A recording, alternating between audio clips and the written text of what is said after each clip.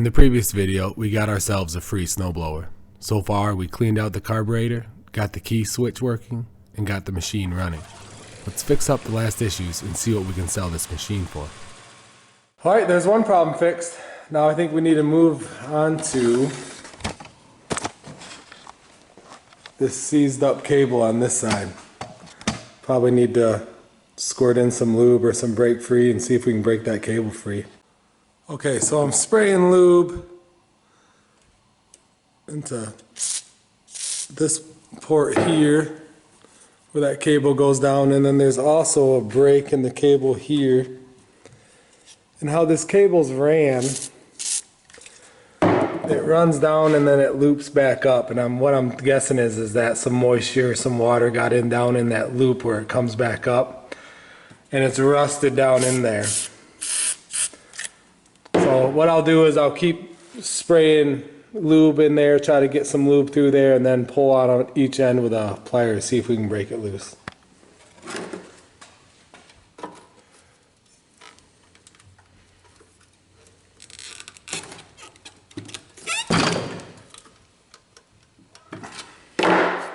Okay, let's take off this lever here.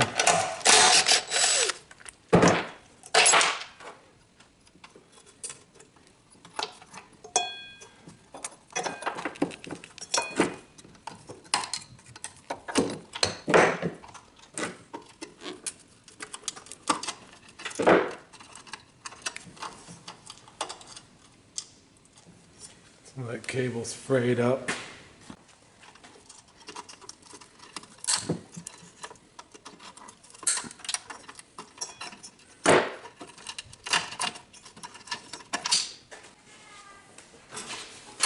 if we can get this cable out. If we can get it get it in a straight line, if that'd be easier to pull through. There's that loop I was talking to you about. There's probably water that's gotten down in here, and yeah, it's pretty crunchy. Probably rusted that all up. So now that we can get it in a straight line, let's tug on it a little bit and see if we can get it to break free.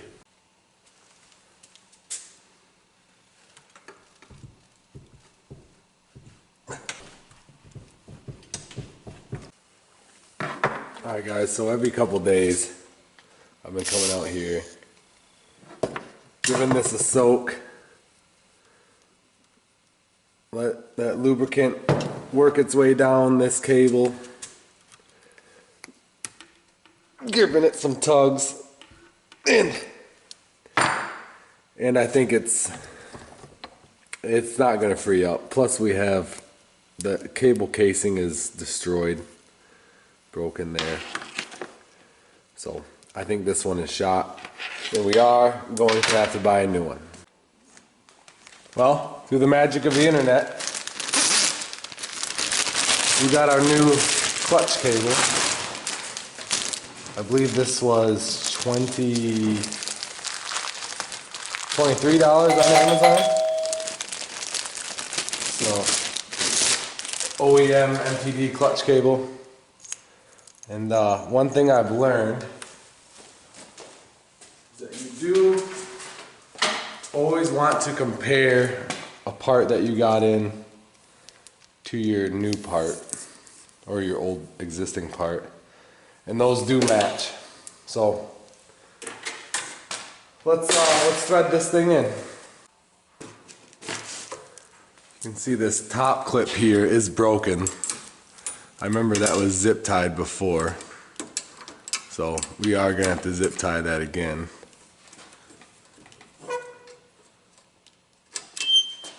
I believe, ouch, that was where it was linked up before, so yeah, we are gonna have to zip tie that again. Okay, now we'll thread the bottom part up and through.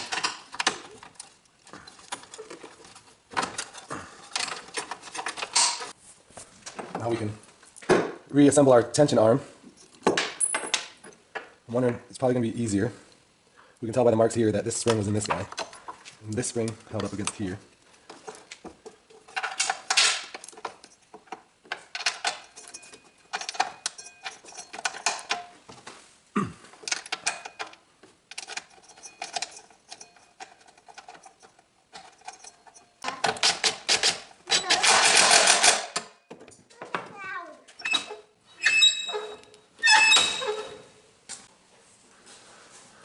We are gonna zip tie this end, probably further down as well, just so that doesn't move around on us.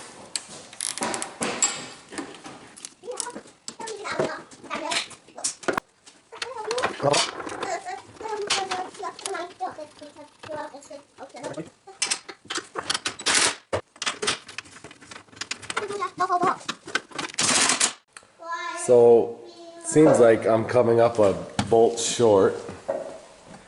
And while I'm in the shop, I try to keep everything nice and together.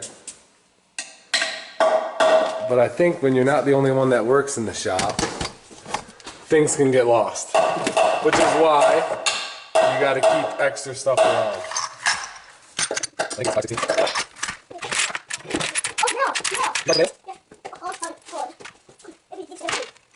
So this tray is the best thing you can buy at Harbor Freight. It's just a tray with a funnel on it, so when you're done picking out your part, you just pour it right back into your parts tray.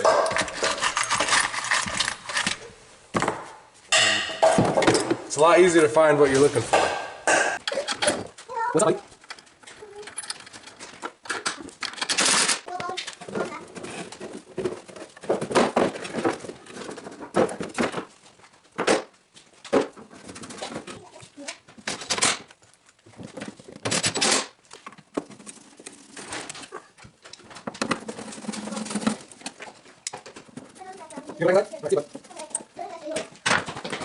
So what I just saw here putting this belt back on is that this spring is on the outside of this engagement arm, tension arm. So when that belt, if we would have put that belt on, it would have rubbed on that spring. So we got to switch that around.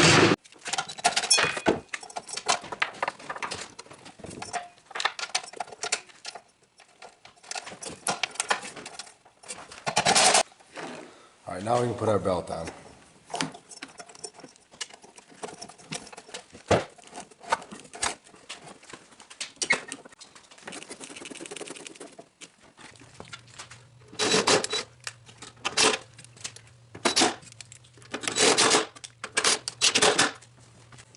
Well, one thing is clear that I'm finding is a zip tie isn't enough to hold this cable in this broken bracket. So I'm wondering if I can get a better solution with this hose clamp.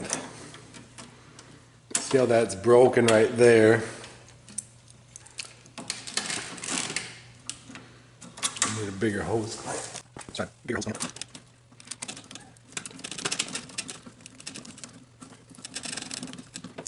Kind of slide down like this. Kind of see.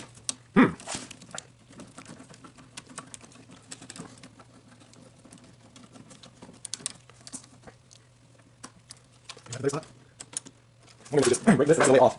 So better surface clamp too. Try that.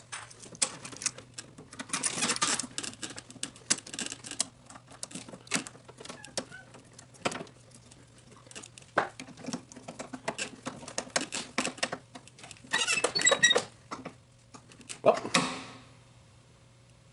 you turn it till it makes a cracking noise and then turn it back a half turn. I don't think that's going to go anywhere, guys. And that works good.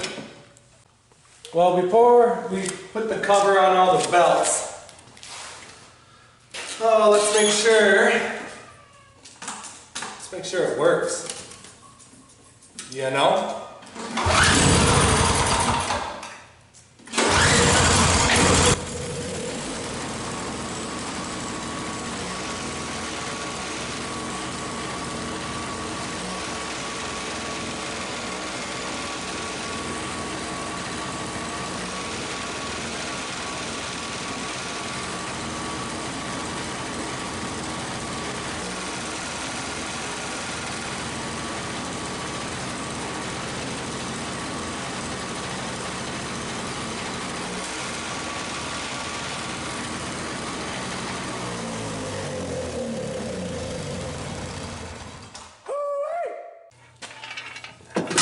Now this is the fun part, when you figure out how many screws you saved in the build, or the fix.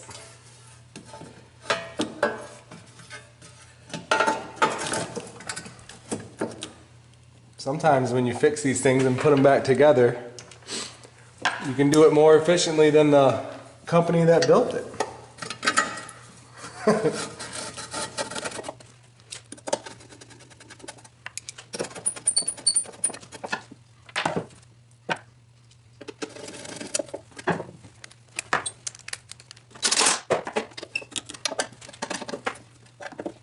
Now, before we take some beauty pictures of this thing and post it online, it's best to clean it up, make it look pretty at least, right? Put some lipstick on it.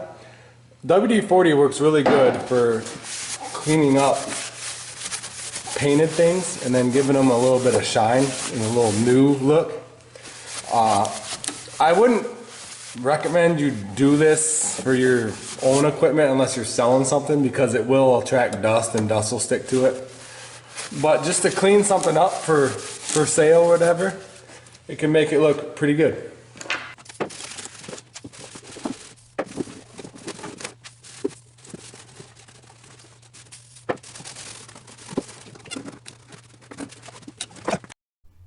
So I put this snowblower up for sale on Craigslist and Facebook Marketplace, asking for $100, which it sold within the same day I posted it. So if we take the $100 selling price minus the $23 from the one part we had to buy, we ended up with $77 profit. Which, with how much time we had into it, was it worth it? You be the judge. But you should find joy in whatever you're doing, and I sure had fun. Thanks for watching.